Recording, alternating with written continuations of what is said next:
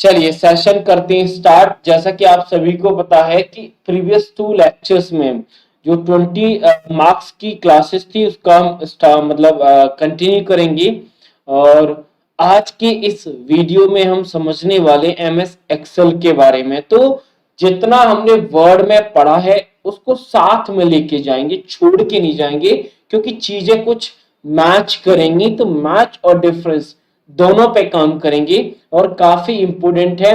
जो चीज मैं बताऊं उसको सुनना, लिसन करना, और जो चीज डाउट लगे कमेंट कर देना। चलिए, तो प्रैक्टिकल रहेगा, वहां पे प्रैक्टिकल बताऊंगा। जहां पे जरूरत पड़ेगी आपको पीडीएफ के द्वारा दिखाने की, वहां पे पीडीएफ पे काम करेंगे। चलिए, तो जैसा आप सभी को पता है कि एमएस एक्सेल में जैसे वर्ड को हमने समझा था उसी प्रकार हम एक्सेल को भी समझेंगे। लेकिन आप सोच रहे होंगे सर एक्सेल में क्या अलग है? तो एक तो अलग उसका फीचर्स ही है। ये फीचर्स क्या? जैसे आपको पता है कि एक्सेल किस पे काम करता है सर? कैलकुलेशन का जितना भी काम करना है आप एमएस एक्सेल के साथ जाओगे। ठीक है जी। चलिए, तो सबसे पहली जो कॉमन चीज है, ये वर्जन मैंने फिर से रखे हैं, आगे आने वाले लेक्चर में नहीं रखूंगा।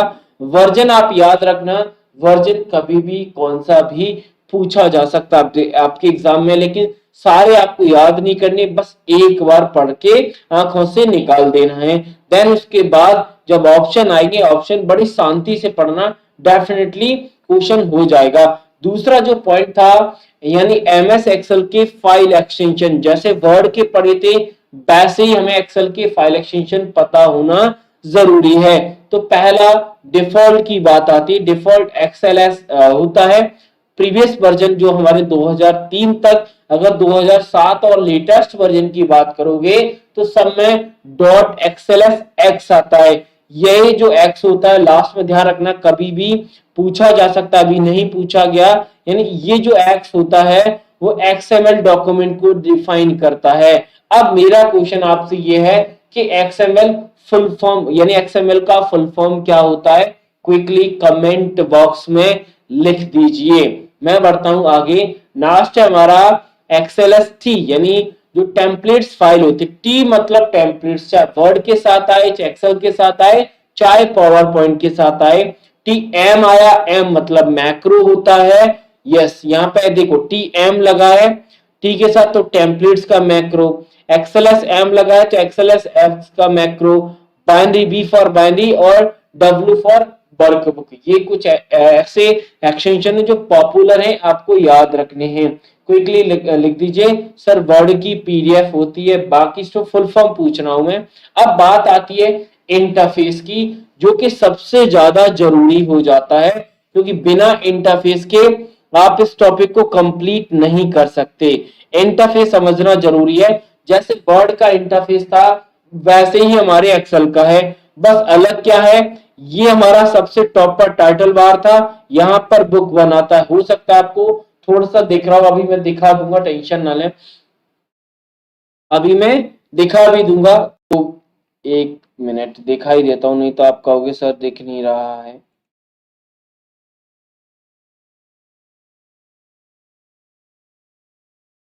क्योंकि कुछ स्टूडेंट करेंगे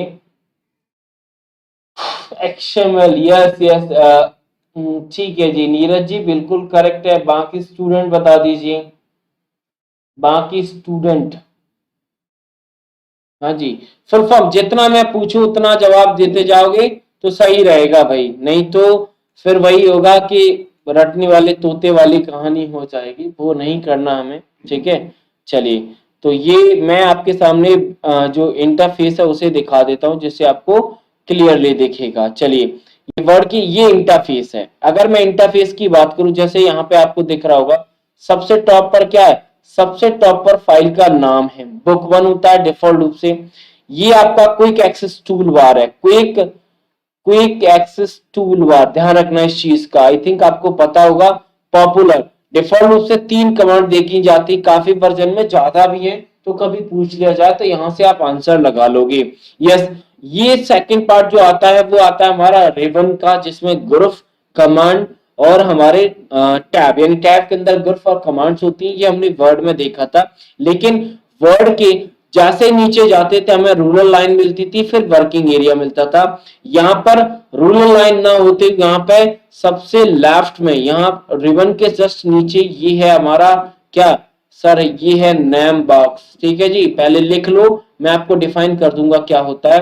देन अगर आप थोड़ा सा और जाते हो राइट साइड में और नीचे की तरफ, ये है हमारा क्या सर, फॉर्मूला बार। पहला क्वेश्चन तो यही बनता है कि कौन सी चीज कहां पर होती है। ठीक है, चलिए, तो नेम बॉक्स जो होता है, ध्यान रखना, नेम बॉक्स जो होता है, नेम बॉक्स हमारा क्या डिफाइन करता है, नेम बॉक्स हमारा, लिख देता हूं, नेम बॉक्स हमारा सेल का एड्रेस क्या डिफाइन करेगा, सेल का एड्रेस शो करेगा। ठीक है, फॉर्मूला की बात करें तो फॉर्मूला सेल में लिखे हुए कंटेंट को डिफाइन करेगा या कंटेंट को दिखाएगा। बस ये दोनों चीज आपको समझ में आना जरूरी है।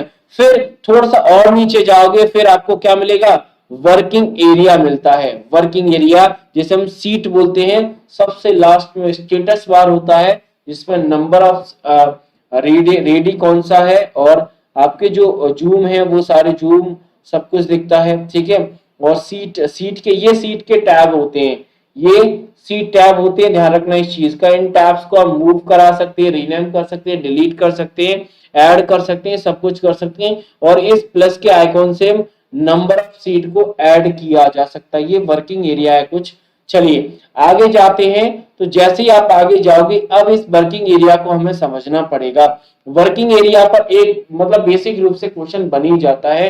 क्या होता है, यानी ये आपको दिख रहे हैं ए बी सी, ये क्या है सर, ये कॉलम्स हैं। ठीक है जी, क्या है, ये कॉलम्स हैं। ये 1 2 3 आपके क्या है सर, ये रो हैं।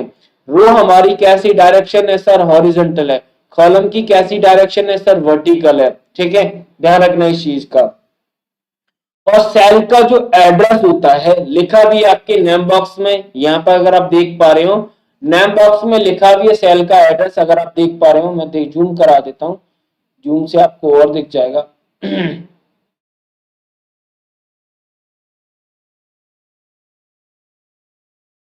ये रहा name box, I think proper तरीके से आपको दिख रहा होगा।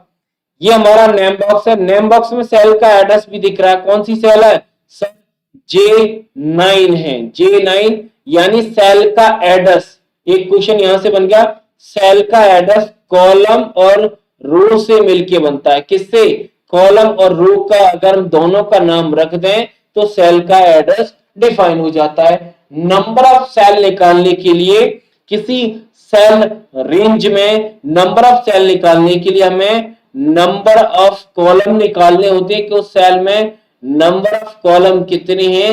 देन उसके बाद हमें नंबर ऑफ रो निकालनी होती है कि उस सेल में नंबर ऑफ रो कितनी है।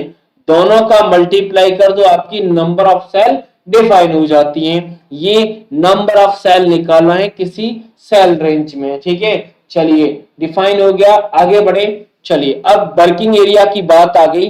वर्किंग एरिया आपको समझ में आ गया। अगर यही प्रॉपर तरीके बोला जाए, यही प्रॉपर तरीके से एक्सप्लेनेशन है जो वर्किंग एरिया को डिफाइन करेगा। ठीक है, बाकी और भी कंटेंट है, उस पर मैं नहीं जाऊंगा क्योंकि ज्यादा इतना तो आपने पढ़ा होगा बेसिक, क्योंकि रिवीजन है तो रिवीजन की तरह ही देखेंगे।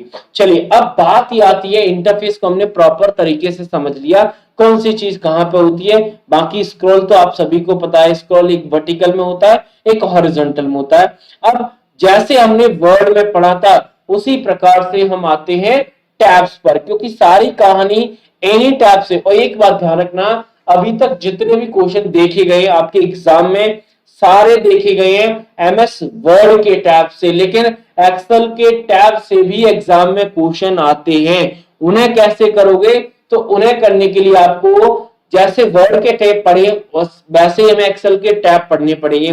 तो टैब क्विकली पहले टैब के नेम देख लेते हैं, file, hop, insert, page layout, formula, data review. अब एक बात कंफर्म कर दीजिए कि वर्ड में आपने कौन कौन से टैब डिफरेंट देखे थे, यानी वर्ड में टैब पढ़िए सर, बिल्कुल पढ़िए।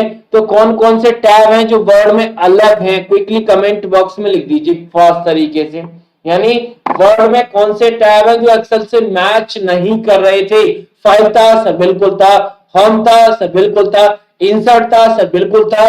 तो अलग कौन से थे, वो नाम लिख दीजिए। जैसे एग्जांपल मैं बता दूं, जैसे मेलिंग टैब, बाकी आप बता दीजिए क्विकली कमेंट बॉक्स में। मैं बढ़ता हूं आगे इन टैब पर बारी बारीकी से बात करते हैं, और जो कॉमन है उसमें क्या चीजें कॉमन है जो हमें नहीं पढ़नी, और कुछ चीजें ऐसी भी होंगी जो पढ़नी पड़ेंगी, उन पर सीधा बात करेंगे। उनका प्रैक्टिकल जरूरत पड़ी तो प्रैक्टिकल भी बता दूंगा। फाइल टैब की सबसे पहले इंपॉर्टेंट जो कि कॉमन है, वर्ड, एक्सेल, पावर पॉइंट।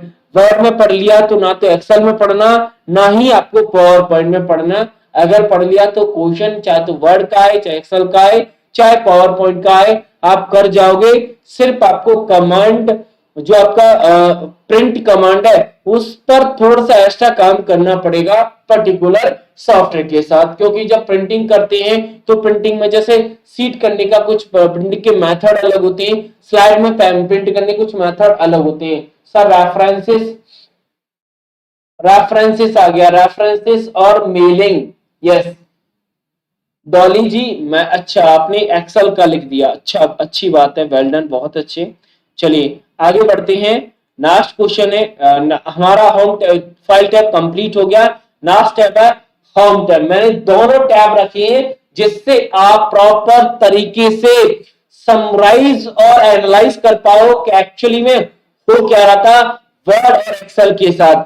अगर आपको दोनों टैब प्रॉपर तरीके से दिख रहे हैं तो दोनों टैब सेम होते हैं, बिल्कुल होते हैं। क्या चीज कॉमन है सर? एक चीज हमें दिख रही है, क्लिपबोर्ड दोनों में कॉमन है। सर फॉन्ट भी कॉमन है? सर बिल्कुल कॉमन है। अगर आप पैराग्राफ को देखते हो तो पैराग्राफ को दो पार्ट में डिवाइड कर दिया है, नंबर और अलाइनमेंट। स्टाइल यहां पर भी है, ठीक है जी। चलिए आगे और मूव कराओगे, थोड़ा सा और मूव कर लीजिए। थोड़ा सा जैसे आप मूव करोगे तो आपको और भी कमांड दिखेंगी। चलिए आगे एडिटिंग ग्रुप भी है सर, यहाँ पे एडिटिंग ग्रुप भी है। एडिटिंग ग्रुप में फाइंड, रिप्लेस और सेलेक्ट है। यहाँ पे फाइंड, सेलेक्ट और सॉर्ट है। बाकी और भी कमांड है, जैसे क्लियर है, फिल है, ऑटो सम है, ठीक है। बाकी दो आपका स्टाइल टैब यहाँ पर भी है। स्टाइल में क्या करते थे, यहाँ पे हेडिंग, आउटलाइन, टाइटल को सेट करते थे, और यहां पर स्टाइल में क्या करेंगे, सेल का काम करें तो सेल से रिलेटेड, सी से रिलेटेड काम करेंगे। एक नया टैब इंसर्ट हो जाता है, सेल, क्योंकि सेल पर काम हो रहा है तो सेल से रिलेटेड है। लेकिन सेल से जो अलग ऐड हुआ है उसमें जितनी भी कमांड है खुद अपने आप में उनके नाम ही डेफिनेशन को डिफाइन कर रहे हैं। जैसे इंसर्ट, इंसर्ट का मतलब क्या होता है, सेल को ऐड करना। डिलीट यानी पर्टिकुलर किसी सेल को डिलीट करना। फॉर्मेट का मतलब डिफरेंट टाइप की फॉर्मेटिंग हो सकती है। चलिए मैं एक्सेल की सीट में साथ में ओपन कर लेता हूं जिससे आपको एक्सेल का प्रैक्टिकल करने में परेशानी नहीं होगी, ठीक है। जैसे आप फॉर्मेट पे जाते हो तो फॉर्मेट में क्या रहता है, डिफरेंट टाइप की फॉर्मेटिंग होगी। किसी रो का हाइट सेट करना है, किसी रो की ब्रेथ सेट करनी है, किसी सीट का रीनेम करना है। साथ ही साथ में आपने रो और सीट को हाइड करने की शॉर्टकट की पढ़ी है। रो हाइड करना, कॉलम हाइड करना या सीट हाइड करना, कमांड आपको इसी फॉर्मेट में मिलती है। यहां से आप हाइड और अनहाइड रो, देखो आपको नहीं पता कि रो हाइड की शॉर्टकट किया है। जैसे ही कर्सर ले जाओ तुरंत डिस्प्ले हो गया कि कंट्रोल 9 से क्या होता है, आपकी सीट हाइड होती है। जैसे आप कॉलम पर जाओगे तो कॉलम का शॉर्टकट दिख जाएगा, कंट्रोल 0 से आपका सीट हाइड होती है। और सीट को हाइड करने के लिए आप सीट कमांड का यूज करोगे, ठीक है। चलिए साथ ही साथ में एक चीज और ध्यान रखना, यानी अगर जैसे आप सीट पे काम कर रहे हो, ये वाली सीट पे काम कर रहे हो, आपने देखा होगा कि जैसे आपने पैराग्राफ में वर्ड की बात करूं तो वर्ड में फॉन्ट डायलॉग्स अलग है, पैराग्राफ डायलॉग्स अलग है, स्टाइल डायलॉग्स अलग है, ठीक है, सारे डायलॉग्स अलग है। लेकिन एक्सेल में ऐसा नहीं होता। एक्सेल में जैसे आप फॉन्ट डायलॉग्स पे क्लिक करते हो और तो आपका जो डायलॉग्स रिप्रेजेंट होता है उसका नाम है फॉर्मेट सेल। और फॉर्मेट सेल को इनेबल करने के लिए शॉर्टकट की भी है, कंट्रोल प्लस क्या 1 होती है, ठीक है जी। चलिए कंट्रोल 1, फॉर्मेट डायलॉग्स आपके सामने रिप्रेजेंट हो जाता है। यहीं से जैसे आपने जो अलाइनमेंट है, होम कमांड ग्रुप यहीं पे आता है, नंबर यहीं पे आता है, बाकी और भी है, और ये सारे टैब्स पर आपके एग्जाम में क्वेश्चन पूछा जा चुका है। क्वेश्चन आया था आपके एग्जाम में कि जब आप फॉर्मेट डायलॉग्स को इनेबल करते हैं तो इस फॉर्मेट डायलॉग्स में कौन कौन से टैब नहीं, कौन सा टैब नहीं होता, एक कोई एक ऑप्शन होगा, लेकिन होते कौन से हैं? तो नंबर होता है, अलाइनमेंट होता है, फॉन्ट, बॉर्डर, फिल और प्रोडक्शन, ये सारे कमांड ग्रुप टैब होते हैं। मल्टीपल कमांड्स इसमें यूज की जाती हैं। अब बात आती है सर हमें क्या चीजें अलग देखने को मिलेंगी इसमें, तो अगर मैं अलग की बात करूं तो क्लिपबोर्ड से में कुछ भी आपको अलग नहीं मिलने वाला। फॉन्ट में जाओगे तो फॉन्ट से जितनी सेटिंग आप वहां पे करते हो वही सारी सेटिंग्स एक्स्ट्रा आपको पढ़ने की जरूरत नहीं पड़ेगी। पैराग्राफ के अंदर अलाइनमेंट थे, वहां पर भी आपके एक्सेल में भी अलाइनमेंट है, लेकिन एक्सेल में इंडेंट, आपके वर्ड में इंडेंट थे, वहां पे भी इंडेंट है। बस जो कमांड ऐड हो जाती हैं वो कमांड ऐड होती हैं क्या क्या, यानी आपके टेक्स्ट को रैप करना, सेल को मर्ज करना, सेल का बॉर्डर देना, या फिर सेल में जो आप डेटा लिख रहे हो उसकी डायरेक्शन डिफाइन करना, किस डिग्री से आपको डेटा लिखना है, ये कमांड आती है। साथ ही साथ में जो नंबर कमांड ग्रुप है उसमें कुछ भी नहीं है, जो कंटेंट आप लिख रहे हो ना उसका फॉर्मेट डिफाइन होता है। बस आपका कैसा है, टेक्स्ट है, आपका करेंसी है, आपका नंबर है, आपका अकाउंटिंग है, किस प्रकार का डेटा है उसे डिफाइन करता है। स्टाइल के अंदर जाओगे, स्टाइल के अंदर जन्म सेल का स्टाइल सेट करती है, फॉर्मेट जो टेबल होती है, टेबल हमने बनाई है उसका फॉर्मेट सेट करते हैं। लेकिन सबसे ज्यादा कंफ्यूजन होता है कंडीशनल फॉर्मेटिंग के अंदर। कंडीशनल फॉर्मेटिंग जो कमांड्स है उसमें क्या होता है, जैसे आपने कोई डेटा बनाया, उस डेटा को आप एनालाइज करना चाहते हैं, विजुअल करना चाहते हैं, बाय कंडीशन के आधार पर वो कैसा दिखेगा, यानी आपने कोई क्राइटेरिया लगाया, यानी आपने कोई रूल लगाया, उस रूल से उस पर्टिकुलर डेटा के अंदर फॉर्मेटिंग लग जाती। फॉर्मेटिंग में आपका कलर हो सकता है, आपका कोई सिंबल हो सकता है, आपका साइज हो सकता है, इटैलिक हो सकता है, अंडरलाइन हो सकता है, लेकिन फॉर्मेटिंग के भी कुछ रूल्स होते हैं। उस रूल्स के तहत ये कंडीशनल फॉर्मेटिंग की जाती है। अब ये रूल्स कौन कौन से होते हैं, रूल्स पर जैसे आप जाओगे तो रूल्स में आपका हाईलाइट सेल रूल होता है, टॉप एंड बॉटम रूल होता है, डेटा कलर आइकॉन। अब प्रैक्टिकल अगर पूछा गया तो इतना सफिशिएंट है। अंदर अगर पूछा, अंदर वैसे क्वेश्चन पूछा जा चुका है कि कंडीशनल फॉर्मेटिंग की वो कौन सा रूल है जिसमें आपका data task that content command का यूज किया जाता है, तो हाईलाइट सेल रूल्स होता है। डुप्लीकेट वैल्यू को आपको फाइंड करना अपनी टेबल में, तो आप कंडीशनल फॉर्मेटिंग के साथ कर सकते हो। क्लियर, आई थिंक क्लियर है। बाकी आगे बढ़ेंगे। आगे जो हमें कमांड डिफरेंट मिली थी वो मिली थी हमारे एडिटिंग के अंदर। एडिटिंग में क्या है, ऑटो सम लगाना है, फिल करना है, क्लियर करना है। हाँ, फिलिंग की कुछ कंडीशन है जो आपको देखनी पड़ेंगी एक्सेल में, क्योंकि फिलिंग के ऊपर आपके एग्जाम में क्वेश्चंस देखने को मिल सकते हैं, क्योंकि इसका प्रैक्टिकल है।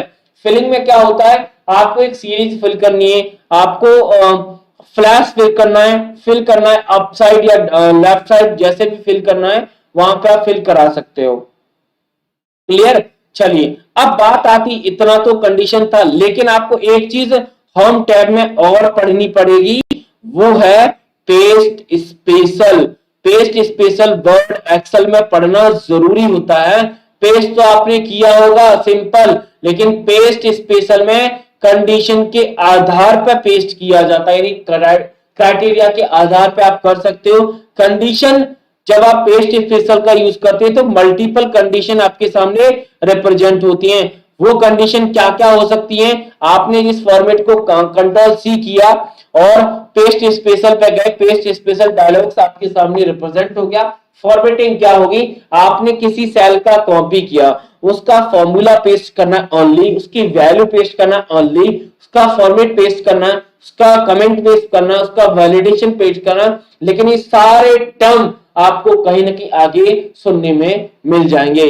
जैसे आप पेस्ट करते हो तो पेस्ट के कुछ ऑपरेशन भी लगा सकते हो, ऑपरेशन, ठीक है। चलिए, तो ज्यादा डिटेल में फिर तो बहुत लंबा लेक्चर हो जाएगा, ज्यादा डिटेल में नहीं जाऊंगा मैं। आगे चलते हैं। नेक्स्ट हमारा टैब है इंसर्ट। इंसर्ट में जितनी कमांड हम वर्ड में पढ़ के आए हैं, मोस्ट रूप से आपको कमांड यहां पर देखने को मिलती हैं, लेकिन जो सबसे ज्यादा यूजफुल है, सबसे ज्यादा यूजफुल है, वो है आपका चार्ट। ये रहा वो चार्ट जो एक्सेल में सारे जितने भी स्टूडेंट हैं सबको परेशान करता है। अगर आपने रिवीजन क्लास में चार्ट नहीं पढ़ा है तो पढ़ लेना। इस चैनल पे चार्ट का वीडियो प्राइवेट है, उसे मैं क्लास खत्म होते ही पब्लिक कर दूंगा।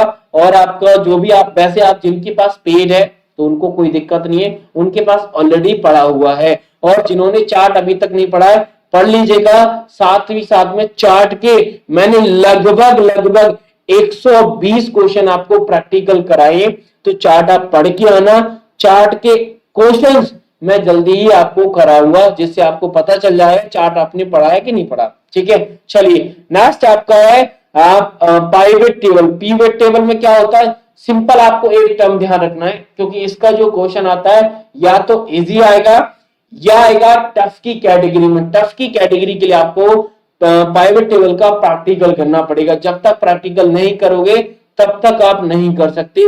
और हाँ, जब पाइवेट टेबल क्रिएट की जाती है तो कुछ फंक्शन भी यूज किए जाते हैं पाइवेट टेबल में। वो सारे फंक्शंस क्विकली कमेंट बॉक्स में लिख दीजिए कि जब हम पाइवेट टेबल बनाते हैं तो ऑटोमेटिक रूप से कुछ फंक्शंस यूज होते हैं। तो फंक्शन कौन कौन से होते हैं ये सर एक्सेल में विंडो 7 के बहुत सारे टैब नहीं है। देख लेंगे कौन से टैब नहीं है तो मुझे बता देना, मैं देख लूंगा।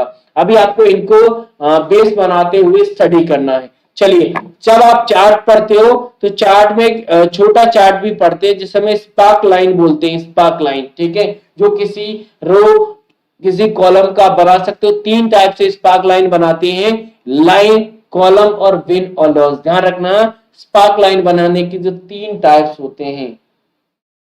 मैच करा सकते हो आप। मैच पेज यहाँ पर नहीं है, टेबल है बिल्कुल है, इलस्ट्रेशन है सर बिल्कुल है, एड इन सारे हैं, लिंक है यहाँ पर भी लिंक है भाई, ये रहा लिंक। आपका कमेंट है, कमेंट भी है, टेक्स्ट बॉक्स भी है सर, टेक्स्ट बॉक्स भी है, सारी चीजें अवेलेबल है। मतलब अगर आप इंसर्ट टैब पढ़ के आए हो, इंसर्ट टैब वर्ड में, तो ये मान के चलना सिर्फ और सिर्फ चार्ट और पिवट टेबल जिसे बोलते हैं आप, सिर्फ 2 ही कमांड आपको अलग से पढ़नी पड़ेंगी, सारी चीजें सेम हो जाती हैं। यानी यहाँ पे भी सिंबल है, यहाँ पे भी सिंबल है। कुछ चीजें वर्ड आर्ट है तो वर्ड में यूज होगा, एक्सेल में नहीं होगा। क्लियर? तो आई थिंक क्लियर है। ठीक है, हाँ, पिवट टेबल का बस कंप्लीट डॉग है, बहुत कंप्लीट मैंने डॉग बनाया है। तो क्विकली कमेंट करिए एक बार, सर कहां पर सेंटर बताओ, अभी तक किसी ने नहीं बताया। दिखा दूं क्या मैं? काफी स्टूडेंट को परेशानी हो सकती है।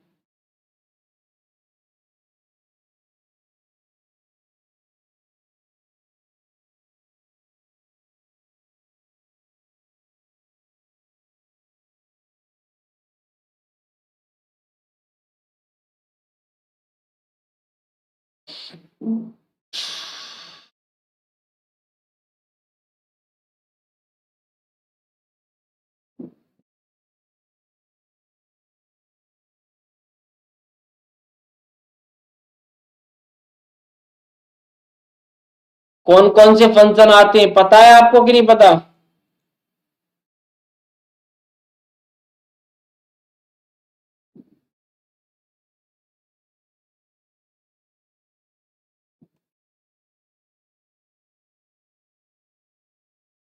ये रहे वो फंक्शन। कौन कौन से फंक्शन है?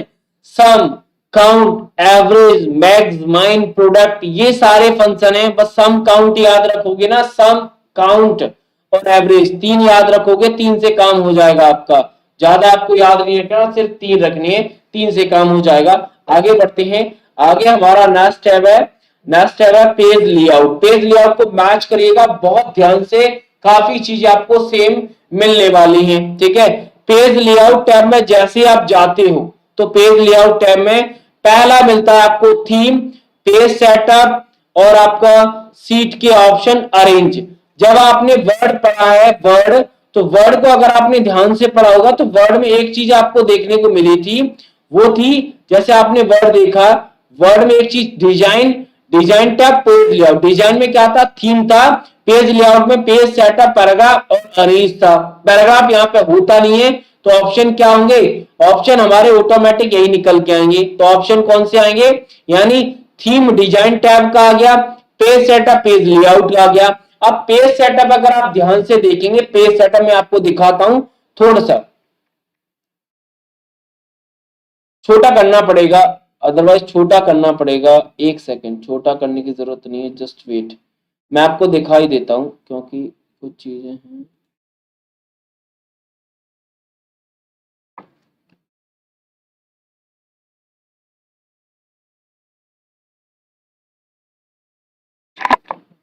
देखो मैं आपको दिखाई देता हूं, अगर आपने पेज सेटअप का यूज किया है तो पेज सेटअप में कमांड चेक करिए, कमांड चेक करिए, सारी कमांड मैच करिए। देखो मार्जिन यहां पे भी है, ओरिएंटेशन यहां पे भी है, साइज यहां पे भी है, ठीक है। ब्रेक्स, ये रहे वो ब्रेक्स। क्या अलग है सर, अलग है प्रिंट एरिया, बैकग्राउंड और प्रिंट टाइटल्स। तीन कमांड्स अलग है, बाकी सारी सेम है। यहाँ पे देखो विंग फॉरवर्ड विंग सर है, बिल्कुल है, सिलेक्शन बिल्कुल है, अरेंज लाला बिल्कुल है, ग्रुप बिल्कुल है, रोटेट बिल्कुल है, सारी कमांड मैच करी, बिल्कुल कुछ भी अलग नहीं है, ठीक है। चलिए तो जो तीन कमांड है उनको ही डिफाइन कर लेते हैं। प्रिंट एरिया, यानी आपने सीट सेलेक्ट की या फिर जैसे प्रिंट एरिया पे सेलेक्ट करते हैं तो आपके सीट में कौन सा एरिया प्रिंट होगा वो सेलेक्ट हो जाएगा। बैकग्राउंड या सीट के जैसे बॉटम आप लगाते हैं वैसे ही बैकग्राउंड के माध्यम से कोई भी इमेज या डेटा डाल सकते हैं। नेक्स्ट आपका प्रिंट टाइटल्स, यानी किसी भी हेडिंग को, किसी भी हेडिंग को जब आप प्रिंट कराते हैं सीट को, तो उस हेडिंग को हर पेज पर प्रिंट कराने वाली जो कमांड है प्रिंट टाइटल्स है। प्रिंट टाइटल से रो हेडिंग या जो भी हेडिंग हमने बनाई है वो हर पेज पर प्रिंट होती है। यस, यही चीज अलग है, बाकी सारी चीजें सेम है, ठीक है। चलिए बाकी आगे बढ़ते हैं। जैसे आप आगे जाओगे तो आगे क्या मिलेगा आपको, लास्ट जो टैब हमें मिलने वाला है, जो अलग है उनको मैं बाद में पढ़ाऊंगा, पहले उनको पढ़ लेते हैं जो मैच करेंगे, मैच करने वाले डेटा, इनको पढ़ूंगा। रिव्यू, रिव्यू टैब में अगर आप जाते हो रिव्यू में, तो रिव्यू में आपको देखने को क्या क्या मिलेगा वही देख लीजिए।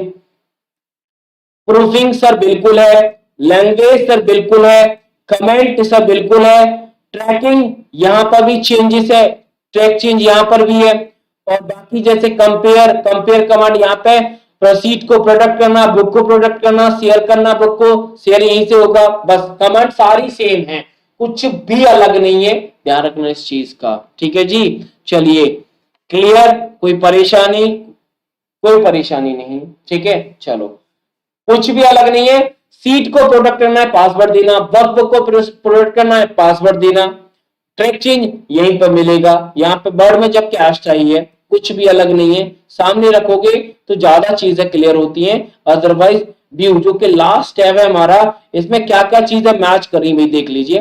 पहले तो शो हमारा कंप्लीटली, यहाँ पे क्या है, रूलर लाइन है वर्ड में, यहाँ पर रूलर लाइन नहीं है। फॉर्मूला बार यहीं से डिफाइन होगा क्योंकि फॉर्मूला बार हेडिंग्स दिखती हैं, ठीक है, जो रो एंड हेडिंग होती है। जूम में वही है, आपकी विंडोज में सारी की सारी कमांड है, सिर्फ एक, और आपका मैक्रोस भी है, यहाँ पे मैक्रोस भी है, सिर्फ एक चीज विंडोज में अलग है, वो है फ्रीजिंग पैनल। यानी फ्रीज पैनल से क्या होता है, आप जब सीट बनाते हैं, सीट में या तो आपने रो हेडिंग बनाई हो या कॉलम हेडिंग बनाई हो, तो जब आप सीट को स्क्रॉल करते हैं तो जो हेडिंग्स हैं वो स्क्रॉल ना हो, उन्हें फ्रीज करने के लिए हम क्या करते हैं, फ्रीजिंग पैन का यूज करते हैं। फ्रीजिंग पैन में आप रो एंड कॉलम दोनों को एक साथ फ्रीज कर सकते हैं, रो को कर सकते हैं, कॉलम को कर सकते हैं। नेक्स्ट अलग जो हमारा व्यू में है कमांड है वो है व्यू। यहाँ पे पेज के व्यू थे, यहाँ पर सीट के व्यू है या वर्क व्यू है, डिफॉल्ट रूप से नॉर्मल आता है। नेक्स्ट है हमारा page break preview. Page break preview यानी जब आप सीट प्रिंट करोगे तो वो सीट कहां से ब्रेक होगी ये आप चेकआउट कर सकते हो। पेज लेआउट, यानी पेज लेआउट जब आप प्रिंट करोगे सीट को तो वो सीट कैसी दिखेगी ये प्रिंट लेआउट कमांड डिफाइन करता है। कस्टम व्यू यानी जब आप भी मतलब कस्टम है अपने तरीके से आप सेट करना चाहते हो सीट के व्यू को, तो आप अपनी तरीके से सेट करा सकते हो। पेज ब्रेक और पेज लेआउट दोनों में डिफरेंस समझ में आना जरूरी है। पेज ब्रेक में सिर्फ ये डिफाइन होता है कि सीट ब्रेक कहां से होती है, और पेज लेआउट में सीट जब प्रिंट होगी तो रियल में कैसी दिखेगी ये डिफाइन होता है। चलिए तो इतना क्लियर हो गया। आई थिंक अब चलते हैं जो चीजें हमारी अलग हैं उनके बारे में। तो अलग हमें क्या क्या देखने को मिलता है, एक तो डेटा टैग और एक फॉर्मूलाज। तो पहले हम समझते हैं कम, यानी डेटा को ज्यादा हमारा फॉर्मूलाज है उस पर काम करेंगे। तो डेटा टैब की अगर हम बात करें, क्योंकि दो इसमें है, ऐसे ही आपके एक्सेल में भी अलग है। तो जिन्होंने वर्ड अभी तक नहीं पढ़ा है, वर्ड के जितने टैब्स मैंने पढ़ाए सारे पढ़ लिया, वर्ड का बोझ एक्सेल में कम हो जाएगा, और जो मतलब जो आप पावर पॉइंट का बोझ एक्सेल में और एक्सेल का बोझ वर्ड में कम कर लेते हैं। डेटा टाइप में जो ज्यादा ध्यान देने वाली चीज है, एक बार इनके बस कमांड पढ़ लेना। जैसे अगर आपको कोई एक्सेस लेना है, कोई बैक से डेटा लेना है, टास्क के फॉर्म में लेना है, यानी कोई डेटा एक्सटर्नल गेट कराना है, या कोई डेटा को ट्रांसपोज कराना है, कनेक्शन करना है, सॉर्ट करना है, फिल्टर करना है, तो सारे डेटा वैलिडेशन जो टूल होता है, डेटा वैलिडेशन, यहाँ पर डेटा टाइप में सिर्फ एक ही कमांड पर ध्यान देना है, डेटा वैलिडेशन। में सिंपल वे में डिफाइन कर देता हूं डेटा वैलिडेशन। जैसे आपने सीपीसीडी का फॉर्म भरा होगा, फॉर्म भरते समय जो डेट होती है, वहां डेट का एक क्राइटेरिया होता है कि आपका डेट इस डेट से आप से इस डेट तक होनी चाहिए। तो अगर आपकी ये एज उस क्राइटेरिया के अकॉर्डिंग है तो फॉर्म अप्लाई करेगा, अदरवाइज डेट एक्सेप्ट नहीं करेगा, क्योंकि उन्होंने क्राइटेरिया लगा के रखा है। वही होता है डेटा वैलिडेशन। डेटा लिखने के कुछ रिस्ट्रिक्शन, कुछ पाबंदियां लगा देना डेटा रिस्ट्रिक्शन होता है। डेटा वैलिडेशन के कुछ मतलब कैटेगरी होती है कि टास्क के फॉर्म में लगाना है, नंबर लगाना है, बिटवीन लगाना है, वो डिफरेंट डिफरेंट टाइप की कैटेगरीज होती हैं। जब यूज करोगे तो वहां पे मिल जाएगा आपको। नेक्स्ट आगे बढ़ते हैं। आगे सबसे इंपॉर्टेंट जिस पर ज्यादा क्वेश्चंस आते हैं वो है हमारा फॉर्मूलाज। फॉर्मूलाज टैब में आपको सबसे ज्यादा जरूरी है जो फॉर्मूला और फंक्शन की जो लाइब्रेरी है, यानी फंक्शन की जो कैटेगरी है वो समझ में आना जरूरी है। फंक्शन की कैटेगरी के लिए हम क्या करते हैं, फंक्शन की कैटेगरी को पहले पढ़ लेते हैं। कौन कौन सी कैटेगरी होती है। एक कैटेगरी होती है जो हम रिसेंटली यूज कर रहे हैं। नेक्स्ट आपका financial, logical, task, date and time, और look and reference, mathematical, trigonometry और मोर फंक्शन में भी कैटेगरीज आती हैं। मोर फंक्शन पे जैसे आप क्लिक करोगे तो जो कैटेगरी आपको मिलेंगी वो है आपका statistical, engineering, Q, information, compatibility और वेब। ये सारे फंक्शन की कैटेगरीज हैं, इन पर आपको विशेष ध्यान देना है। यानी इनके नाम सर हम कैसे याद करेंगे, इतनी सारी चीजें याद नहीं करना आपको, मैं जो बता रहा हूं उस चीज को समझिए। पहले तो सारी कैटेगरी के नाम पता होना जरूरी है। साथ ही साथ एक चीज और ध्यान रखना कि अगर आप किसी सेल में फॉर्मूला शो कराना चाहते हैं तो यहीं से होगा। एरर आपने पढ़े एक्सेल में सर, बिल्कुल पढ़िए। तो एरर यहीं से चेक होती है आपके सीट में। कैलकुलेटर यूज करना है तो यहीं से होगा कैलकुलेटर, ध्यान रखना एक्सेल में कैलकुलेटर का भी यूज कर सकते हो आप। अब बात आती सर इतनी सारी कैटेगरीज बता दी, इतनी सारी कैटेगरीज में हमें कौन कौन से फंक्शन पढ़ने, वो और अगर आप हिंट कर दें तो काफी हेल्प हो जाएगी। चलिए तो उसके लिए आपको कुछ नहीं करना, मैथ्स एंड ट्रिग्नोमेट्री में जो फंक्शंस आपको पढ़नी है वो फंक्शंस मैं आपको दिखा देता हूं कौन कौन से मैथ्स और ट्रिग्नोमेट्री में पढ़नी है। बस आप इनको पढ़ लेना, बाकी सारे क्वेश्चंस हो जाएंगे। मैथ्स और ट्रिग्नोमेट्री में जो फंक्शन पढ़नी है, एक तो sum, ABS, round, SQRT, roman, even, odd, fact, INT, mod and power. अब अगर आपने ये पढ़ लिए तो बाकी अगर कोई फंक्शन आता है तो कहीं ना कहीं आप पढ़ सकते हो। लेकिन आपका सवाल यह है कि सर इन फंक्शन के बारे में कैसे पढ़ सकते हैं, यानी वो शॉर्ट तरीका बता दीजिए जिससे हम किसी फंक्शन को खुद ही एक्सप्लेन कर लें। तो वो भी मैं आपको बता दूंगा। पहले क्वेश्चन का मेथड भी मैं आपको बता देता हूं, क्वेश्चन कैसे आते हैं। क्वेश्चन का तरीका होता है या तो किसी फंक्शन को लेके ये पूछ लेते हैं वो किस कैटेगरी में आता है, या फिर ये मैच कराने के लिए बोल देते हैं कि इनमें से मैथ्स और ट्रिग्नोमेट्री में कौन सा फंक्शन आता है। क्लियर, या किसी फंक्शन को रख देंगे, कैटेगरी पूछ लेंगे। तो ठीक डिफरेंट डिफरेंट तरीके होते हैं।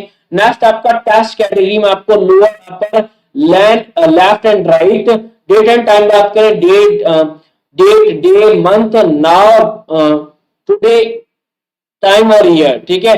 नेक्स्ट आपका लॉजिकल एंड, इफ, नॉट और ट्रू। स्टैटिकल में बात करो, लुकअप में बात कर लेते हैं पहले।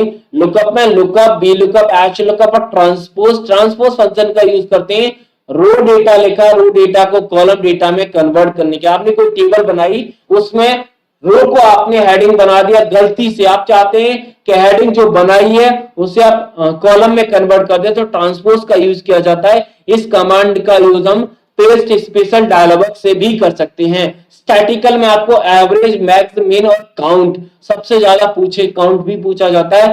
फाइनेंशियल में आपको नहीं देखने, फाइनेंशियल में इतना ज्यादा डीप में नहीं जाना, अदरवाइज फंक्शन जब आप क्लिक करोगे तो मल्टीपल फंक्शंस आते हैं, सब पर काम नहीं करना, इतना करना है। अब वापस आता हूं कि सर वो कौन सा तरीका है जिससे हम कम से कम, यानी किसी फंक्शन को अगर हमें खुद पढ़ना है सेल्फ तरीके से तो कैसे पढ़ सकते हैं। तो सेल्फ तरीके से पढ़ने के लिए आपको कुछ नहीं करना, आपको अपनी एक्सेल सीट में इक्वल टू साइन प्रेस करना है। इक्वल टू साइन वो साइन होता है जहां से फंक्शन और फॉर्मूला को स्टार्ट किया जाता है। लेकिन आप सभी को पता होना जरूरी है कि जब हम फंक्शन को मतलब फुल फॉर्म मतलब सेल्फ पढ़ना चाहते हैं तो फंक्शन का नाम, जैसे आपको सपोज दैट पढ़ना है सीलिंग फंक्शन पढ़ना है, सीलिंग फंक्शन पढ़ना है सर, पढ़ना है सीलिंग फंक्शन कर दीजिए, जैसे सॉरी क्या हो गया, इक्वल टू सीलिंग फंक्शन पढ़ लीजिए। सीलिंग फंक्शन जैसे क्या, टैब प्रेस कर दो, जैसे टैब आप प्रेस करोगे उस फंक्शन के नाम पर ले जाके तो ऑटोमेटिक उस फंक्शन पर आपका एक कर्सर, जो कर्सर का साइन है वो हाइपरलिंक के फॉर्म में कन्वर्ट हो जाएगा। जैसे आप इस पे क्लिक करते हैं, क्लिक करते आपका हेल्प डायलॉग बॉक्स रिप्रेजेंट हो जाएगा। इस हेल्प डायलॉग बॉक्स में उस पर्टिकुलर फंक्शन से रिलेटेड सारी चीजें डिफाइन होती हैं, उस फंक्शन से रिलेटेड सारी चीजें डिफाइन होती हैं। क्या है देख लेते हैं भाई। यस,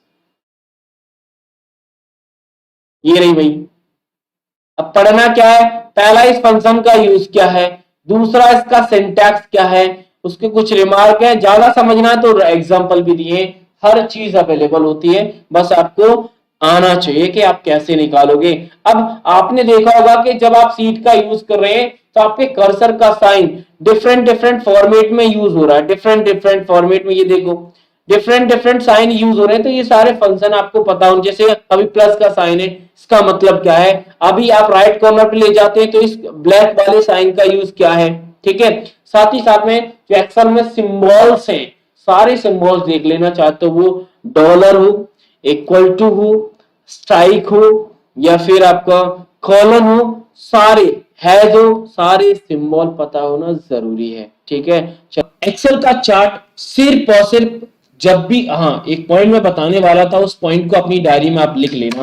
वो पॉइंट ये है कि जब आप कोई एक्सेल पढ़ते हो, एक्सेल का चार्ट जब भी आप पढ़ो तो, या कोई भी क्वेश्चन आ जाए, आपने देखा कोई भी क्वेश्चन आपने फेस किया, उस क्वेश्चन को तुरंत अगर बन रहा है तो ठीक है, नहीं बन रहा है ना, तुरंत आप सेकंड साइकिल में रख दो, तुरंत बिना सोचे समझे। यानी पहला क्वेश्चन देखो, बन रहा है तो ठीक है, लगा तो आंसर, नहीं बन रहा तुरंत मार्क रिव्यू करके आगे बढ़ जाओ। दूसरा क्वेश्चन बन रहा है तो ठीक है, नहीं आगे, यानी आप क्वेश्चन के साथ डीलिंग करो, बस आ रहा है तो ठीक है, नहीं कोई दिक्कत नहीं, छोड़ दो भाई, सेकंड साइन में देखेंगे। और डेफिनेटली अगर आपने ये हैबिट में डाल लिया तो पहली बात तो टाइम मैनेजमेंट में आपको एग्जाम में कोई दिक्कत नहीं आने वाली, और कभी भी टाइम कम नहीं पड़ेगा आपके एग्जाम में। कोई भी एग्जाम आप दो, चाहे तो ये आप सीपीसीटी दे रहे हो, आपका एएसआई 2 पटवारी, हाईकोर्ट, जो भी एग्जाम दोगे, हर एग्जाम में टाइम की आपके पास भरपूर, मतलब टाइम भरपूर होगा, कमी कभी नहीं पड़ेगी। चलिए, तो चार्ट के बारे में अगर हम बात करें तो चार्ट एक्सेल का सबसे इंपॉर्टेंट टूल्स माना जाता है, सबसे एक्सपेक्टेड क्वेश्चन है। आने वाले डेज में जल्दी से हम एमएस वर्ड को उठाएंगे, एमएस ऑफिस को उठाएंगे, आज मैंने चार्ट को उठाया क्योंकि चार्ट सबसे ज्यादा ट्रेंडिंग टॉपिक है। चार्ट के बारे में अगर बात करें तो सबसे पहले डेफिनेशन हमें समझनी होती है कि चार्ट अगर डेटा हमें पिक्चर के फॉर्म में दिखाना है, पिक्चर के फॉर्म में रिप्रेजेंट कराना चाहते हैं, तो हम चार्ट की डेफिनेशन इसी फॉर्म में डिफाइन करते हैं। और चार्ट में जो डेटा होता है, यानी चार्ट में हम जो डेटा रखते हैं, एक तो आपका मैथमेटिकल और अकाउंटिंग वाला डेटा रखते हैं। चार्ट हमारा 2D और 3D दोनों टाइप के हो सकते हैं, ठीक है। चार्ट को आसानी से देखने के लिए हम ग्रिड लाइन का उपयोग, यानी लाइंस होती है जिससे हम चार्ट के जो लेवल होते हैं उन्हें आसानी से देख सकते हैं। चार्ट बनाने के मेथड क्या है, या तो इंसर्ट टैब में जाके सीधा आप डिजाइन मतलब चार्ट पे क्लिक कर दो, चार्ट क्रिएट हो जाएगा। लेकिन सबसे पहले हमें डेटा का सिलेक्शन करना पड़ेगा। जब भी कोई कमांड होती है उसके एग्जीक्यूशन के लिए सिलेक्शन जरूरी है, बिना सिलेक्शन एग्जीक्यूशन नहीं होगा। या फिर इलस्ट्रेशन में जाके सीधा चार्ट का सिलेक्शन कर लो। चार्ट दो प्रकार से बनता है आपके एक्सेल में, एक तो F11 से और दूसरा Alt F1 से। अब मेरा क्वेश्चन आपसे ये है कि चार्ट जो दो प्रकार का बनता है, दोनों का मैं आपको नाम बता देता हूं, बस आपको कमेंट कर बताना है कि F11 प्रेस करेंगे तो कौन सा चार्ट बनेगा और Alt F1 से कौन सा चार्ट बनता है। एक चार्ट बनता है चार्ट सीट के नाम से, दूसरा बनता है चार्ट एम्बेडेड, जो कि डिफॉल्ट होता है, चार्ट आप बनाओगे तो वही बनेगा। चलिए नेक्स्ट और सबसे ज्यादा जो कंफ्यूजिंग और सबसे ज्यादा इंपोर्टेंट यही है चार्ट के टाइप्स। लेकिन चार्ट की टाइप की डेफिनेशन मैंने इतनी आसान कर दी है। और हाँ, चार्ट के जब आप क्वेश्चन लगाओ टॉपिक वाइज क्विज में, तो इन डेफिनेशन को एक पेज में लिख के, उस पेज में लिखने के बाद साथ में रख के सॉल्व करना, यानी उसमें से डेफिनेशन को मैच करना, फिर क्वेश्चन। ये प्रैक्टिस आप डाल लेना, एग्जाम में जरूर 100% सही हो जाएगा, बिल्कुल कंफ्यूजन नहीं होगा। यानी कॉलम और बार चार्ट को हम एक साथ डिफाइन करेंगे, यानी जब भी वैल्यू का कंपैरिजन होता है, कंपैरिजन की बात करो, कंपेयर वैल्यू की बात करो, बेसिकली रूप से सॉरी विजुअली रूप से और कुछ ही कैटेगरी, नंबर ऑफ ज्यादा कैटेगरी नहीं होनी चाहिए, कम कैटेगरी पर अगर वैल्यू का कंपैरिजन करना तो कॉलम या फिर वार दोनों चार्ट का यूज करते हैं। दोनों की डेफिनेशन ही यही है, दोनों में ज्यादा अंतर नहीं है। बस अंतर यह है कि जब कॉलम चार्ट बनाया जाता है तो जो मेन जो बेस एक्सिस जो एक्सिस होती है वो एक्स एक्सिस को आधार करके बनाया जाता है, जबकि बार चार्ट की हम बात करें तो बाई एक्सिस से ऐसे चार्ट बनती हैं। तो बस ये बेसिक सी डेफिनेशन है। लेकिन मेरा आपसे ये कहना है, चार्ट के लगभग मैं आपको 120 क्वेश्चन प्रैक्टिस करने के लिए दूंगा। उन क्वेश्चन को लगाने से पहले आप इन चार्ट की डेफिनेशन को लिख लेना अपने एक पेज में, उस पेज को सामने रखना मोबाइल में। जब भी प्रैक्टिस करो तो जब भी कोई क्वेश्चन कंफ्यूज करे उससे मैच कर लो कि हाँ डेफिनेशन है सर, बिल्कुल है, आंसर लगा दो, ठीक है। चलिए नेक्स्ट आपका डेफिनेशन है लाइन चार्ट, एरिया चार्ट। ये वो प्रैक्टिस में बता रहा हूं कि एग्जाम में गलत नहीं होगा, यहां चीटिंग कर लोगे लेकिन कॉन्सेप्ट आप एक सेट लगाओगे, दो सेट लगाओगे, तुरंत आपको एक रिलेशन माइंड में क्रिएट हो जाएगा, फिर आपको चार्ट की देखने की जरूरत नहीं पड़ेगी।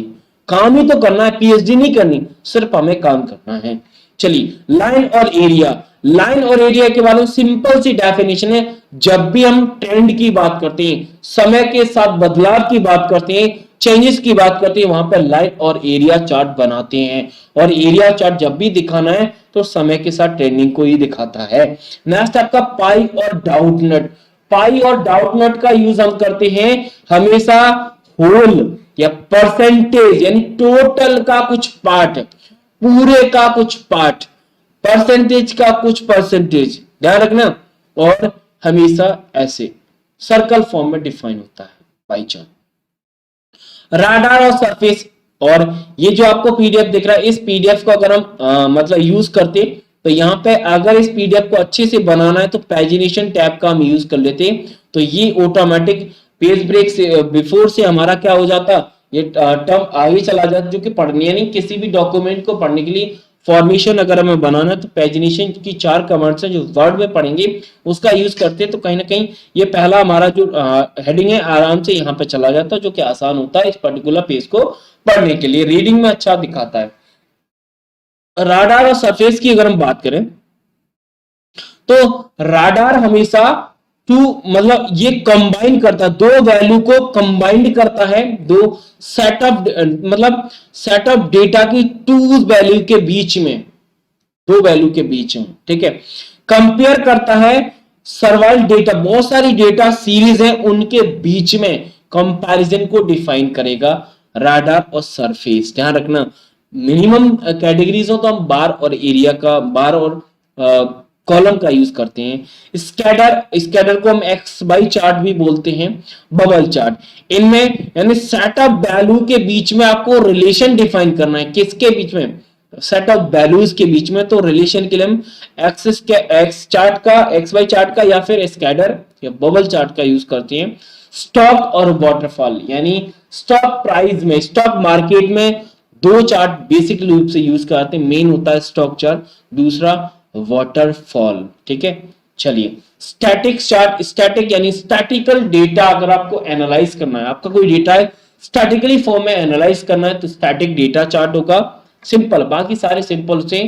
कॉम्बो यानी दो या दो से अधिक चार्ट का कॉम्बिनेशन अगर आपको करना है जिसे डेटा को आप आराम से समझ सकें तो वहां पे कॉम्बो चार्ट का यूज करते हैं। बोलो ज्यादा कंफ्यूजन है? सर बिल्कुल नहीं है। हाँ, कंफ्यूजन जो क्रिएट करेगा वो स्कैटर और बबल चार्ट और राडार और सरफेस, दो चार्ट ही बस कंफ्यूज करेंगे, बाकी आराम से है। यानी कॉलम और बार की बात करो कंपैरिजन करते हैं, अगर लाइन और एरिया की बात करो तो सरमे के साथ ट्रेंड दिखाते हैं, पाई और डाउट नोट की बात करो सर ये हमारे होल या परसेंटेज की बात करते हैं। और अगर स्टॉक मार्केट की बात करो तो स्टॉक मार्केट दिखाता है स्टैटिकल में, स्टैटिकल दिखाता है। बस दो ही कंफ्यूजन में जाएंगे जो, क्योंकि यहां पर सेट ऑफ डेटा के बीच में कंबाइन करना है या फिर सर्वाइव डेटा के सीरीज में कंपैरिजन दिखाना है तो वहां पे हम राडार और सरफेस का यूज करते हैं। और स्कैडर के लिए हम क्या करते हैं, सेट ऑफ वैल्यूज के बीच में रिलेशन, बस दो को ध्यान रखना, बाकी ऑटोमेटिक हो जाता है, बाकी अलग हैं सारे।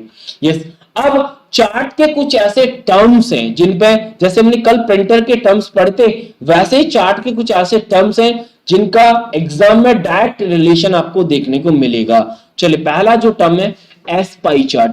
एस पाई चार्ट का यूज हम दो डेटा सेल वैल्यू के बीच में तुलना की अनुमति देने, यानी तुलना करनी है तो उसका परमिशन देने के लिए हम एक ध्रुवी चार्ट, सॉरी संशोधित यानी पोलर एरिया चार्ट के साथ सामान्य पाई चार्ट को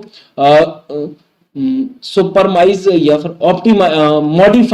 मॉडिफाई करता है। माने मतलब कहने का मतलब पाई जो एस पाई चार्ट है, जब दो डेटा सेल, दो डेटा सेट वैल्यू है उनका अगर हमें कंपैरिजन करना है तो उनकी परमिशन कौन देता है, पोलर एरिया चार्ट को मॉडिफाई करने के लिए, जहां से दो डेटा सेट की वैल्यू का कंपैरिजन किया जाता है वो भी नॉर्मल पाई के साथ, तो वहां उसे हम बोलते हैं एस पाई चार्ट। तो अगर पाई के चार्ट में पाई जब भी आए तो एस पाई का लगा देंगे, लेकिन ऐसा नहीं होगा कि बाकी पाई के जो पाई ऑफ पाई भी आ जाएगा, पाई ऑफ बार भी आ जाएगा, पाई चार्ट भी आ जाएगा, ऐसे ऑप्शन नहीं आएंगे।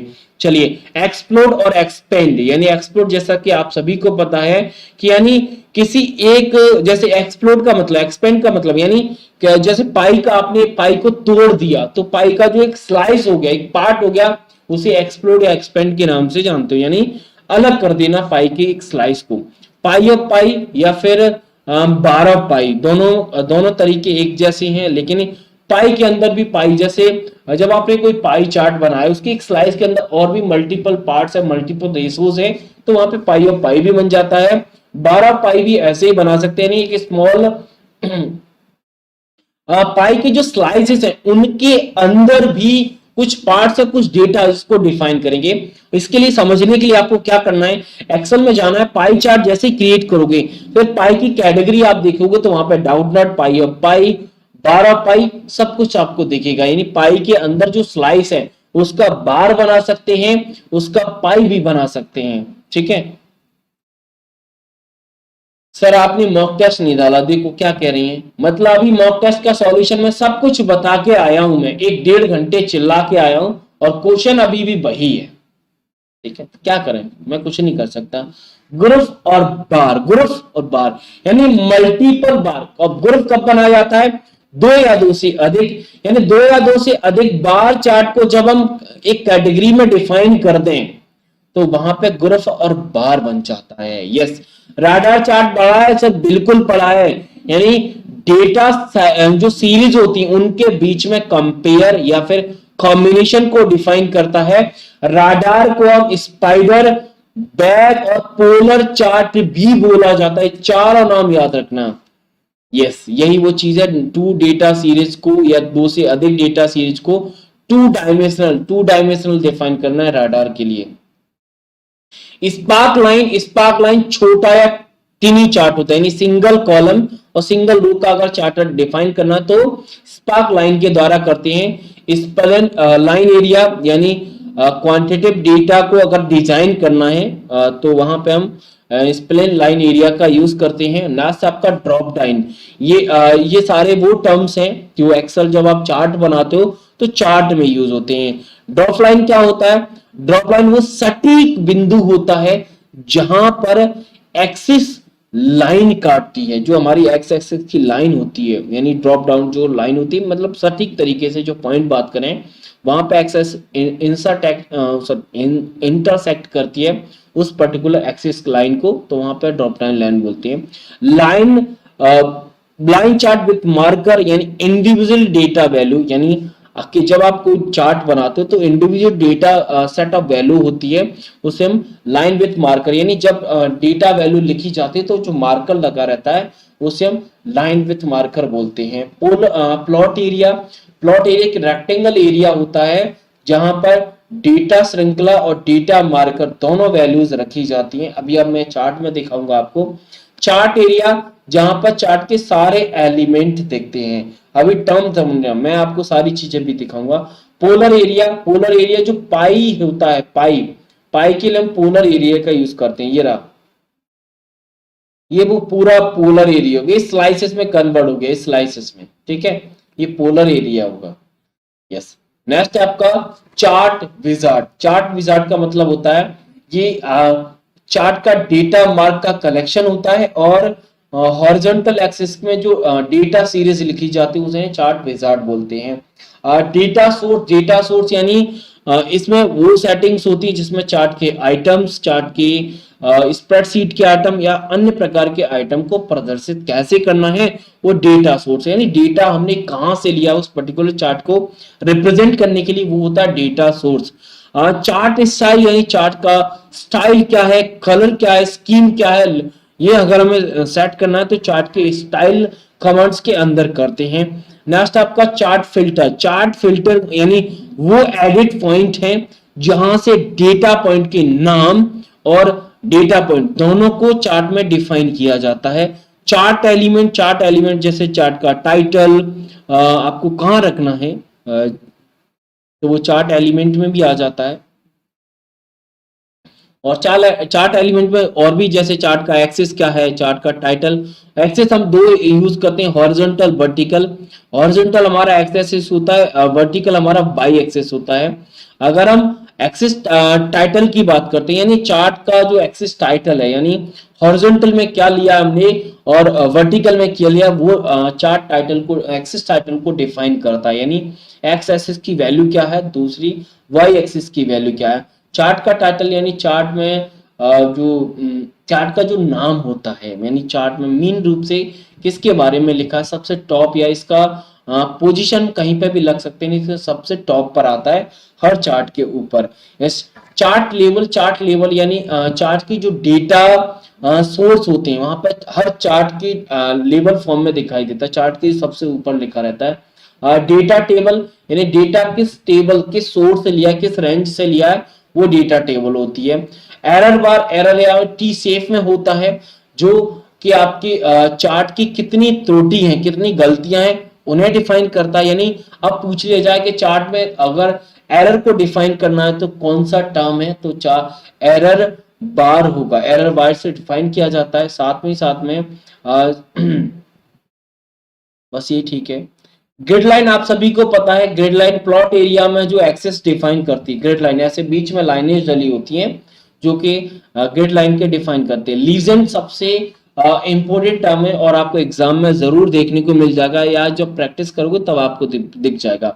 यानी to pinpoint the pattern, यानी to pinpoint pattern define करना है, या फिर जो चार्ट के पार्ट हैं उस पार्ट के हर मतलब बोला जाए चार्ट के प्रत्येक भाग को अगर डिस्क्राइब करता है, यानी लीजेंड, जैसे सपोज दैट आपने कोई एक्सेस लिया, जैसे चार्ट का पहला बार गया तो उसमें किस आधार पर वो डेटा हमने लिखा उसे चार्ट का लीजेंड बोलते हैं। लाइंस तो आप सभी पता है, लाइंस वो पार्ट होता है जहां से हमारा जो चार्ट है समय के साथ कैसे ट्रेंड कर रहा है वो हमारा लाइन सिर्फ डिफाइन करता है।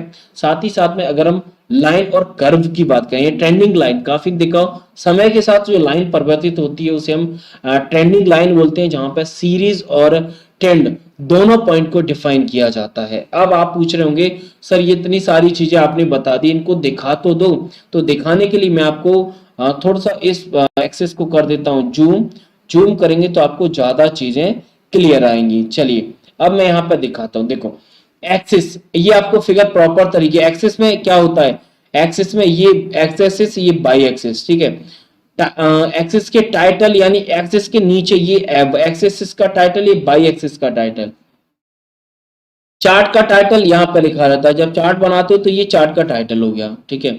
डेटा लेवल यानी जो बार बनी है, जैसे ये जो लेवल बनी है वहां पे जो लेवल का मतलब कितना डेटा है उसका, तो वो हर लेवल के ऊपर लिखा रहता है, उसे डेटा लेवल बोलते हैं। डेटा टेबल यानी डेटा तो आपने बनाया है और टेबल का जो सोर्स क्या है, यानी चार्ट में जब हम डेटा टेबल डिफाइन कर देते हैं, यानी जिस टेबल का सिलेक्शन करके हमने चार्ट बनाया है उस टेबल को भी चार्ट में लिखते हैं ना, तो उसे डेटा टेबल बोलते हैं। एरर बार यानी त्रुटि जहां पर डिफाइन है उसे हम एरर बार बोलते हैं, ऐसे टी शेप में होती है। ग्रिड लाइन, ये लाइन के बीच में ऐसी लाइंस बटी होती हैं जहां से हम चार्ट के जो डेटा पॉइंट से आराम से हम डिफाइन कर सकते हैं। लीजेंड, लीजेंड ये आपके ऐसे लिखे रहते हैं, लीजेंड, ये लीजेंड, जैसे इस बार का बेस क्या है, इस बार में बेस क्या है, इस बार में बेस क्या है, इस बार बार के बारे में जो भी डिफाइन होता है, जैसे ईयर के आधार पे कर रहे हैं ये वैल्यू, जैसे इस कलर को इस केस से डिफाइन किया गया, तो ये सारी चीजें लाइंस ऐसे होती हैं। ट्रेंड लाइन समय के अनुसार दिखाता है और ये सारे टर्म्स हैं। तो आई थिंक अब आपको किसी भी पॉइंट में कोई परेशानी नहीं होगी। यस कर दीजिए सर, क्यों आपके पास लिंक नहीं आई, यस। चलिए तो एक सबसे लास्ट में पॉइंट बचा है, इतना कंफर्म करो पहले, फिर मैं उस पॉइंट को डिफाइन करता हूं। पहले इतना पॉइंट करो, इतना पॉइंट क्लियर करो, फिर मैं उस पॉइंट को डिफाइन करता हूं जो कि लास्ट पॉइंट बचा है। लीजेंड, हाँ लीजेंड बता तो रहा हूं, जैसे सपोज दैट आपने, मैं आपका डेटा मैं एक डेटा बनाता हूं, सपोज दैट मैंने कोई चार्ट बनाया, चार्ट में देख लेता हूं यहाँ पर कोई, अगर मेरे पास कोई एक्सेल की सीट पड़ी हो तो उसमें लीजेंड बता दूंगा, लीजेंड कौन सा है। जस्ट वेट, जब तक आप पॉइंट कंफर्म करिए, एक बार पॉइंट कंफर्म करिए।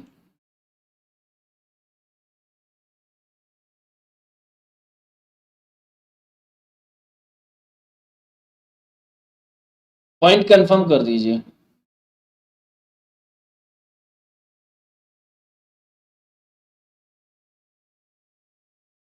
एक बार पॉइंट कंफर्म कर दो।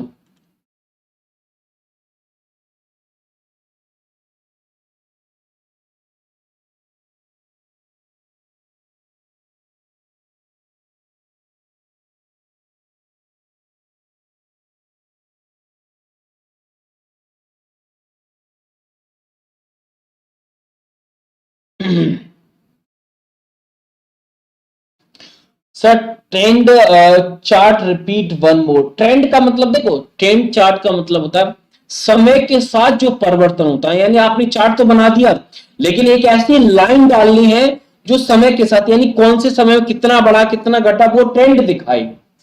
ठीक है ना सिद्धांत, यस।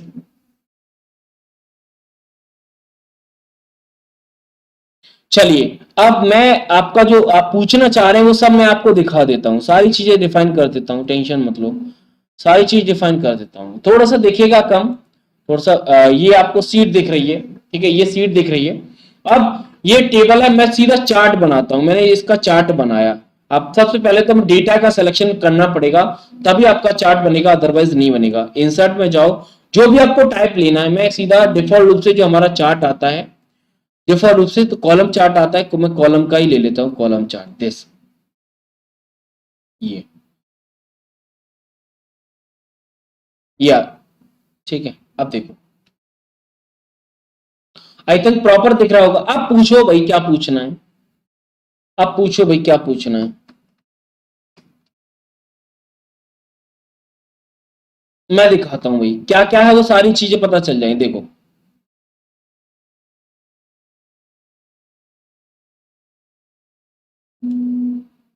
देखो, ये चार्ट का टाइटल, ये ग्रिड लाइन दिखिए, ये एक्स एक्सिस, ये बाई एक्सिस, ये एक्सिस का डेटा, एक्सिस का जो डेटा होता है। लीजेंड जो आप पूछ रहे थे, ये रहे वो लीजेंड, दिस, ये रहे वो लीजेंड। डेटा वैल्यू, काफी स्टूडेंट पूछा डेटा वैल्यू क्या है, डेटा वैल्यू हमें नहीं समझ में आया।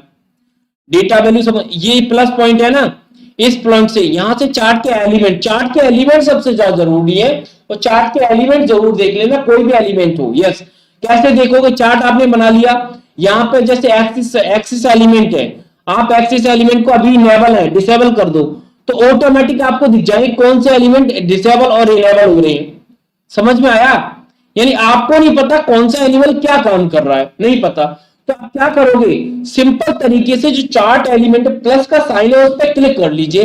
क्लिक करते पहले तो इनेबल कौन से एलिमेंट है उन्हें देख लीजिए, फिर आप क्या करिए, जो एलिमेंट आपको जानना है कि इसमें चार्ट का टाइटल क्या है, अभी चार्ट का टाइटल इनेबल है, मैं इसे डिसेबल कर देता हूं, तो गायब क्या हुआ सर, चार्ट का टाइटल गायब हो गया, यानी चार्ट का टाइटल ऊपर दिखता है, ये हो गया, बस इतने से काम हो जाएगा। डेटा वैल्यू, डेटा लेवल, तो डेटा लेवल ये हो गया, देखो डेटा के सबके सारे डेटा के लेवल लिखना स्टार्ट हो गए, डिसेबल कर देता हूं। अब डेटा टेबल, आप देखोगे जो डेटा हमने लिया उसकी टेबल भी साथ में आ रही है, चार्ट के साथ में, ये डेटा टेबल होगी, ठीक है। एक्सिस के टाइटल, एक्सिस के टाइटल अभी डिफाइन नहीं है, अब एक्सिस के टाइटल आ गए, ये देखो, ये नॉर्थ, ये साउथ, ये एक्सिस के टाइटल है, और ये एक्सिस के टाइटल है, ये मैंने आपको बताए थे।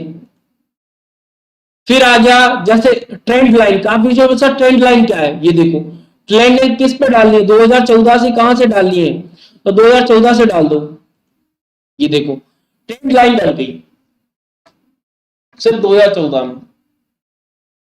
समझ में आया? 2014 का जो डेटा है, 2014 का जो डेटा है उस पर ट्रेंड लाइन डल गई। आप अदर पे डालना चाहते हो, अदर पे डाल दो भाई, और डालनी है भाई लीनियर लाइन, जो भी चेंज करनी, 15 डाल दो, 2015 पे आएगी, 15 की भी डल जाएगी, सबकी डाल दो, 18 की भी डाल दो, ये डल गई लाइन। 18 में क्या परिवर्तन आया तो सब देखेगा। अब चलिए भाई, एरर बार, एरर बार देख लो भाई, ये रही एरर बार, टी शेप में होता है। तो जो भी आपको चीज देखनी है खुद प्रैक्टिकल करिए, प्रैक्टिकल करोगे उतना ही जरूरी हो जाता है। अब आपने देखा कि सर आपने जो डेटा लिया है, डेटा लिया है, आप डेटा रो एंड कॉलम को स्विच करा सकते हो, ये देख लो भाई, स्विच हो जाएगा, डेटा आगे इधर उधर हो जाएगा, ये देखो सारे कमांड का प्रैक्टिकल करो। जो हमारे नाम थे, लीजेंड थे, वो चेंज हो सकते हैं, लीजेंड भी चेंज हो सकते हैं, लीजेंड, ठीक है, लेकिन लीजेंड दोनों अलग। चार्ट का टाइप डिफाइन करना है तो चार्ट यहां से कोई और लेना है, पाई लेना है तो पाई ले लो। अब ये चार्ट काफी स्टूडेंट पूछ सकते हैं सर, जैसे पाई के आपने कैसे बताया, पाई ऑफ पाई, पाई ऑफ बार क्या होता है, तो यहाँ पे जाओ, पाई पे क्लिक करो, ये क्या है सर, पाई 3D में है, ये पाई ऑफ पाई है, ये बार ऑफ पाई है, इन पाई का भी बार है, तो हर टाइप को ऐसे ही डिफाइन करोगे, ठीक है। और चार्ट के एलिमेंट यहां से सारे मैंने आपको बता ही दिए। बाकी चार्ट का अगर क्विकली लेआउट कोई भी डिफाइन करना है, यहां से लेआउट चेंज कर सकते हैं, कलर चेंज कर सकते हैं, फॉर्मेट भी समझना जरूरी होता है, और फॉर्मेट में क्या होता है, और इतना भी समझ लेना, फॉर्मेट आपका पेपर है ना, उसमें क्वेश्चन आना स्टार्ट हो गए, जैसे चार्ट आपने बनाया तो फॉर्मेट टैब के अंदर आप जो करंट सिलेक्शन लेते हो उसमें चार्ट एरिया क्या है, फॉर्मेट सिलेक्शन क्या है, डिफरेंट डिफरेंट, जैसे आपने करंट सिलेक्शन में फॉर्मेट जो चार्ट का आपका सिलेक्शन करना है, या चार्ट का आपको टाइप लेना है, सॉरी, यस, ये देखो चार्ट एरिया आपने सिलेक्शन किया, चार्ट का टाइटल क्या है, चार्ट का लीजेंड क्या, किसी का भी सिलेक्शन, चार्ट लीजेंड का सीधा सिलेक्शन हो गया, किसका सिलेक्शन करना है तुरंत, चार्ट टाइटल क्या है तुरंत देख लीजिए, सिलेक्शन करके भी देख सकते हो आप सिलेक्शन से भी। मॉक टेस्ट का सॉल्यूशन कहां होंगे भाई, ये पूछ रही हैं। अरे जहां पर टेस्ट मिलते हैं उसी के नीचे सॉल्यूशन है, लिंक लग जाता है, देख लीजिए भाई 6 बजे का टाइम है। तो आज चार्ट का हमने प्रॉपर तरीके से रिवीजन किया, मैंने काफी हद तक प्रैक्टिकल भी दिखाया। अब मैं क्विज अपलोड करूंगा, जितने टॉपिक का हो गया है सारे टॉपिक के क्विज आपको अपलोड मिल जाएंगे, लेकिन अभी 9 बजे वाली क्लास है उसमें भी हम कुछ करने वाले हैं, अगर आपको लगे टाइम है तो देखिएगा, अदरवाइज कोई प्रॉब्लम नहीं है। और सब सारी क्लासेस के बाद ही आपको मॉक टेस्ट मिलेगा अगला वाला, ठीक है। तो मैं लेता हूं आप लोगों से विदा, और आज की इस क्लास में हमने चार्ट का प्रॉपर तरीके से एक्सप्लेनेशन किया, आपको समझ में आ गया होगा। लास्ट जो सबसे इंपॉर्टेंट टर्म है, यानी काफी बार पूछा जाता है चार्ट को प्रिंट कैसे करते हैं, तो सबसे पहला जो इंपॉर्टेंट पॉइंट है कि सबसे पहले हम चार्ट का सिलेक्शन करना पड़ेगा अगर चार्ट प्रिंट करना चाहते हैं तो। अगर चार्ट का सिलेक्शन नहीं किया तो सीट प्रिंट होगी, चार्ट सिंगल प्रिंट नहीं होगा। लेकिन आप चाहते हैं सिंगल चार्ट का ही प्रिंटिंग निकले तो चार्ट का पहले करिए सिलेक्शन, उसके बाद कंट्रोल पी या फाइल टैब में जाके सीधा प्रिंट कमांड को एग्जीक्यूट कर लीजिए, आपका चार्ट हो जाएगा प्रिंट। चलिए तो इस टॉपिक को यहीं तक समझते हो, इतना ही सफिशिएंट है अगर आपने एग्जाम पॉइंट ऑफ व्यू से समझा। बाकी मैं लेता हूं आप लोगों से विदा, कल हम मिलेंगे नेक्स्ट जो हमारी क्लास होती है उसमें। थैंक यू, शुक्रिया। कोई डाउट है तो व्हाट्सएप नंबर आपकी स्क्रीन पर है, टेलीग्राम भी है, सारी चीजें जिस वे से आप मुझसे जुड़े हो वहां से सीधा डाउट मुझसे कंसल्ट